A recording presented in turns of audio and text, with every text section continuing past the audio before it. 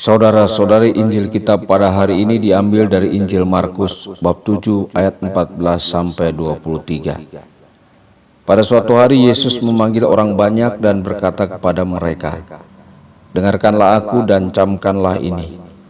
Apapun dari luar yang masuk ke dalam seseorang tidak dapat menajiskan dia, tetapi apa yang keluar dari seseorang itulah yang menajiskannya. Barang siapa bertelinga untuk mendengar, hendaklah ia mendengar."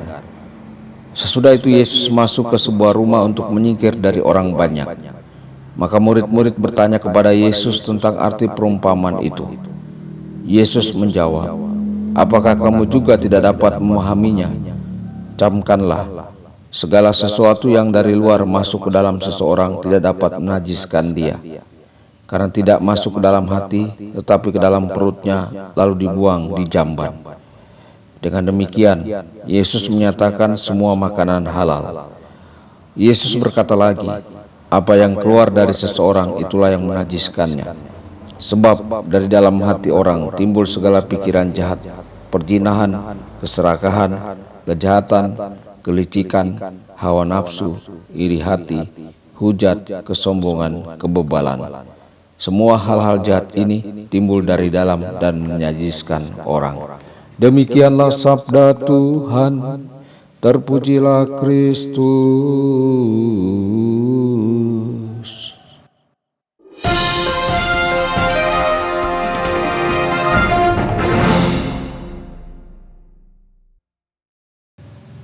Saudara dan saudari terkasih dimanapun Anda berada, jumpa lagi dengan saya Romo Tedens dalam saluran Warta Kabar Sukacita. Semoga Anda semua dimanapun berada senantiasa dalam keadaan sehat dan bahagia. Tidak ada sesuatu pun yang masuk ke dalam diri seseorang dari luar yang dapat membuatnya najis. Kerajaan Allah seperti yang dikatakan Kristus dalam Injil hari ini ada di dalam kamu. Oleh karena itu segala sesuatu yang berperang melawan kerajaan Allah itu juga ada di dalam diri kita. Katekismus Gereja Katolik nomor 405 menjelaskan bahwa dosa asal adalah perampasan kekudusan dan keadilan. Hal ini menyatakan bahwa kodrat manusia telah terluka dalam kekuatan alami yang seharusnya, dan bahwa manusia tunduk pada ketidaktahuan, penderitaan dan kuasa maut, dan cenderung untuk berbuat dosa. Kecenderungan untuk berbuat jahat yang disebut konkupiscensia. Konkupiscensia ini menyebabkan segala macam kecenderungan yang tidak teratur muncul dari dalam diri kita. Kecenderungan-kecenderungan yang tidak teratur ini, jika dibiarkan seperti yang dikatakan Tuhan kepada kita, akan menajiskan manusia. Kekudusan dan penyucian kita haruslah dimulai dari dalam, dengan menata pikiran dan keinginan kita sesuai dengan standar Injil, dan muncul ke permukaan dalam perbuatan-perbuatan kebaikan yang konkret dalam perkataan dan tindakan. Saudara-saudari, apa yang keluar dari seseorang itulah yang membuatnya najis. Dosa dan maut masuk ke dalam dunia melalui ketidaktaatan Adam.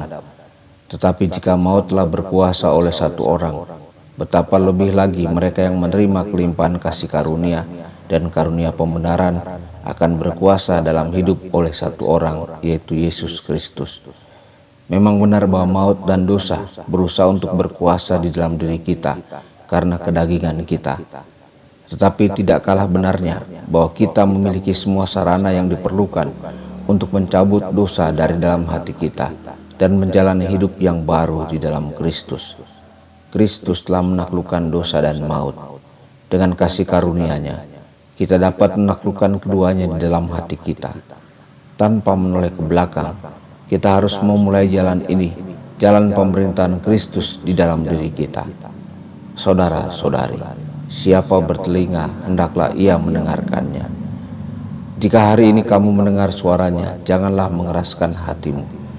Hal ini adalah tema yang tidak asing lagi dalam liturgi, karena selama berabad-abad, orang sering menutup hati mereka terhadap pesan Injil dan kebaikan terbesar mereka sendiri.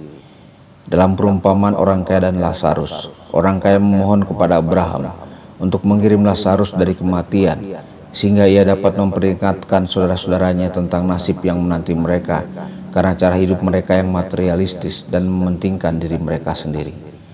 Orang kaya itu diberitahu bahwa mereka memiliki hukum Taurat, kitab para nabi. Namun dia menjawab bahwa jika saja ada orang yang kembali dari kematian, saudara-saudaranya akan percaya. Dia diberitahu bahwa bahkan saat itu pun orang-orang tidak akan percaya. Saudara-saudari, kita tidak dapat membiarkan hati kita mengeras terhadap firman Allah yang menyelamatkan. Tetapi untuk tetap terbuka, hati kita perlu dilepaskan dari kesenangan dan cara hidup yang mudah yang membuat kita tuli terhadap petunjuk-petunjuk Kristus yang lembut. Tuhan Yesus memberkati dan menyertai Anda semua.